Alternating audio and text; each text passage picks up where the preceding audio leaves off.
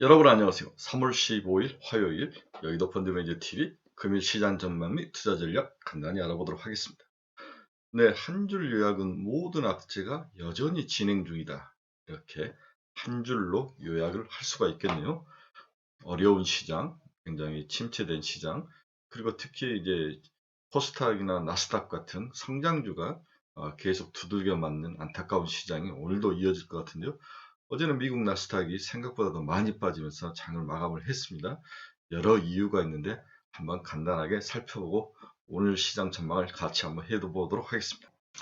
구독, 좋아요 많이 눌러주십시오. 네, 오늘 키워드를 한번 봅시다. 전쟁은 이제 장기전으로 가죠. 네, 지속적으로 러시아와 우크라이나가 협상은 하지만 진전은 전혀 없습니다. 러시아의 목표는 제가 분명히 이야기했죠. 네, 키예프 함락을 한 후에 협상에 나설 겁니다.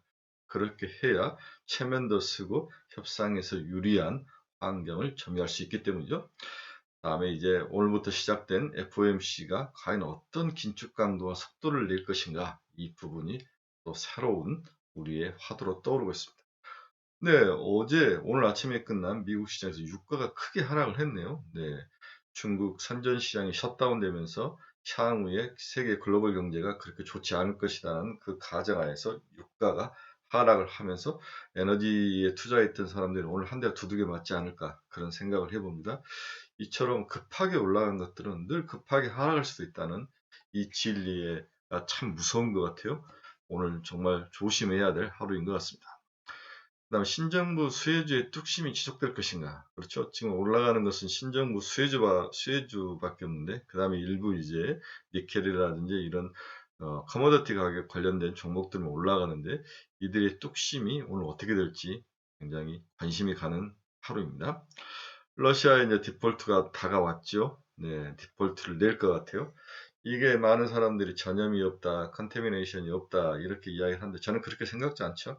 항상 우리는 전염이 없다 했다가 전염의 초창기에 많이 두들겨 맞다가 이제 전염이 사라지는 그런 모습을 나타내는데, 러시아 디폴트도 글로벌 크레딧 시장에 충격을 가할 거로 보고 있습니다.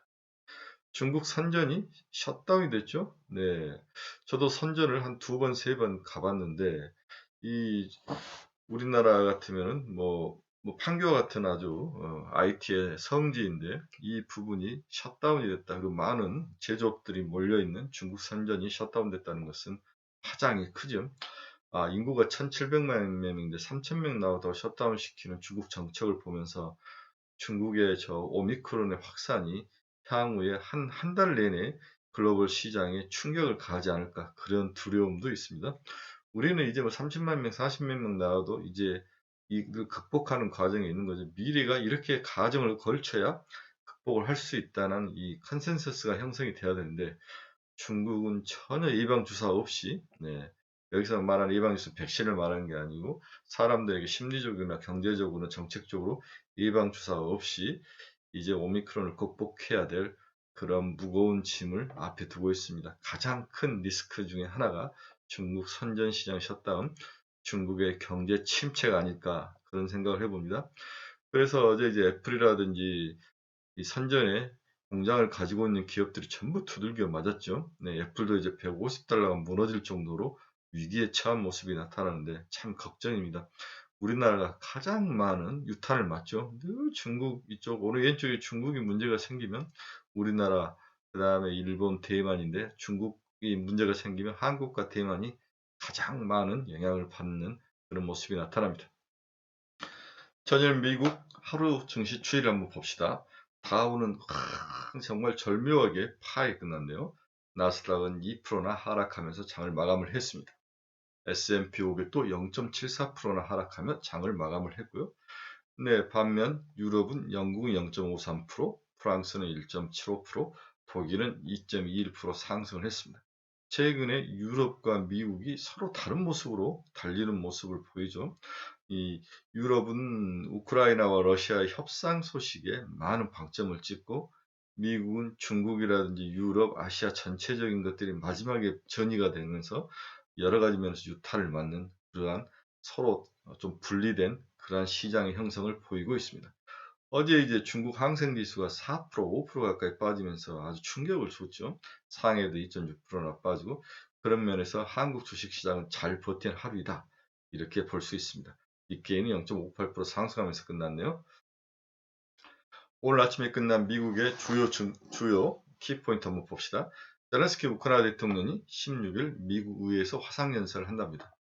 이건 뭐 서로 선전, 네, 좋은 어떤 그 여론전을 하고 있네요. 러시아 서방 제재로 외환보유고 절반가량이 동결이 됐다. 그렇죠? 보면은 금이 약 20% 정도가 있고 유로화, 중국 위안화 정도가 절반이고 나머지 달러로 되어 있는 것들은 다 막혀 있는 것 같아요. 이제 유로화도 막힐 확률이 높아 보입니다. 미국과 중국이 로마에서 회동을 하죠. 우크라이나 문제를 서로와 북핵 문제 이 두 개 문제를 가지고 서로 향후에 아무래도 무역 문제도 포함이 되겠죠. 서로 간에 뭔가를 이야기를 나누는데 갑자기 로마에서 회동한다는 게 좀 의아해하기도 합니다. 네, 프랑스에서는 코로나19 방역 수치를 완화를 했는데 실내 마스크 의무를 해제를 했습니다. 이제 본격적으로 리오픈에 나서고 있다고 볼 수 있습니다. 러시아 무역 수지가 211억 7천만 달러, 전월비 55억 달러 감소를 했지만 여전히 불었습니다.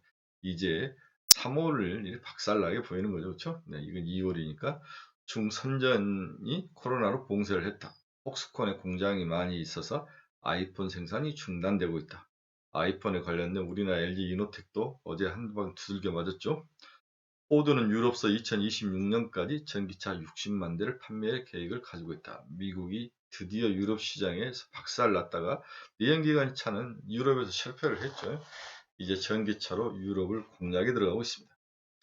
네, SK이노베이션의 이제 한 자회사인데 SK연과 포드가 터키에서 배터리 합작 공장을 설립한다는 좋은 소식도 나오고 있습니다.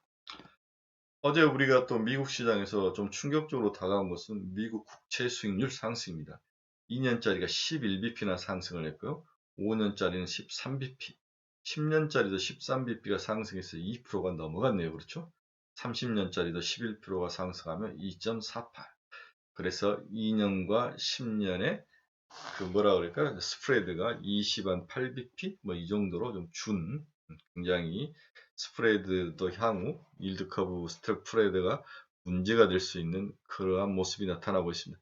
전체적으로 금리가 우상향에서 올라오면 당연히 금융주에는 도움이 되겠지만 IT라든지 성장주, 제약 바이오 이런 시장에서는 치명타를 가하는 거죠.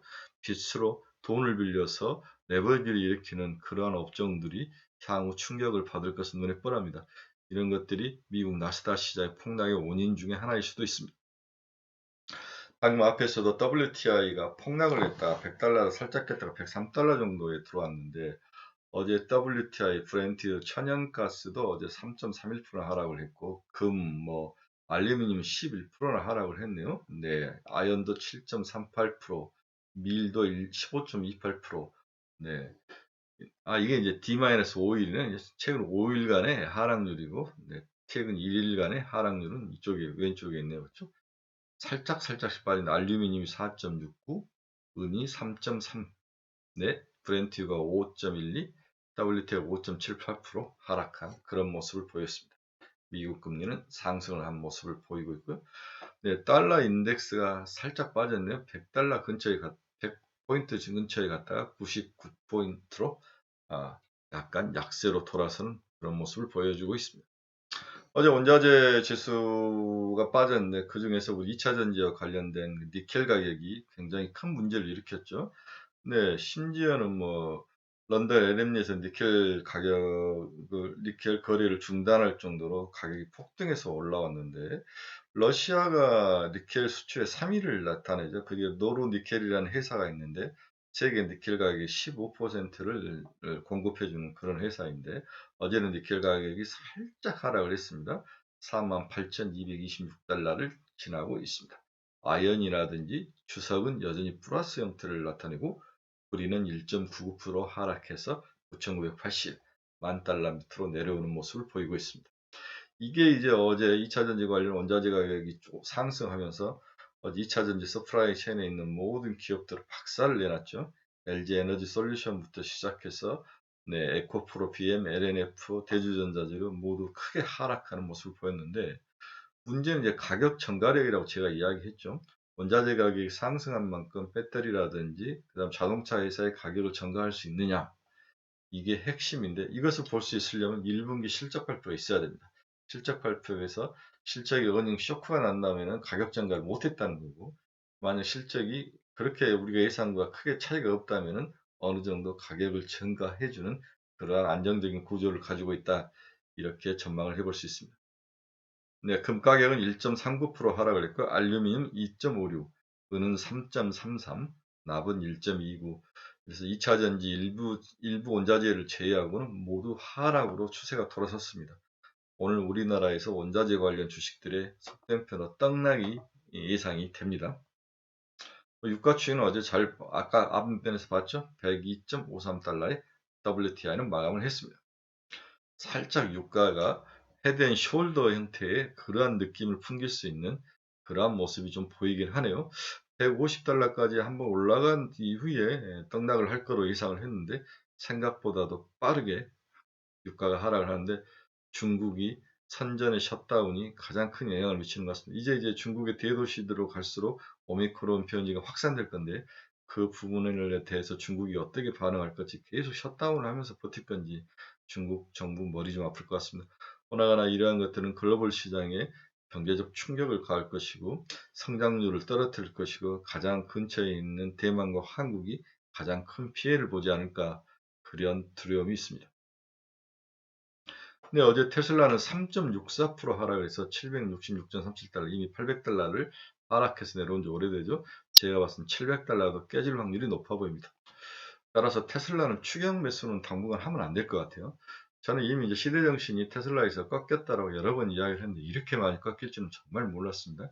700달러를 제가 봐서는 바닥 정도 지지를 하고 700에서 900달러 사이를 왔다 갔다 하는 박스권 등락 정도가 예상되지 않을까. 따라서 700달러, 지금 팔 때는 아닌 것 같아요. 반등을 해서 900달러 정도 올라오면 그때 조금씩 매도를 하는 게 낫지 않을까. 개인적으로 그런 의견을 여러분께 내봅니다. 네, 애플도 150달러가 깨질까 말까 하는 상황이 왔는 거죠. 그렇죠? 네, 큰일입니다. 우리 애플이 잘 버티고 있어야 되는데 애플이 150.62달러로 장을 마감을 하면서 이제 간당간당한 어떤 가이드라인에 와 있는 것 같습니다. 비트코인 봅시다. 4만 달러가 깨져서 38,712달러인데 오늘은 그런 대로 보합에 버티고 있습니다. 그런데 오늘 아침에 외신이 하나 나오는데 EU가 가상화폐 관련 규제를 검토하고 있다. 유럽서 비트코인이나 이더리움이 금지될 수 있다. 즉 환경적 차원을 들고 나오는데 아마 러시아를 목적이 위한 걸 수도 있고 불법 자금들의 유통을 좀 막기 위한 건데 채굴 과정에서 에너지 소모량을 줄여야 한다. 에너지 소모량이 있는 채굴 형태의 이러한 가상자산 앞으로 허락을 해주지 않을 것이다.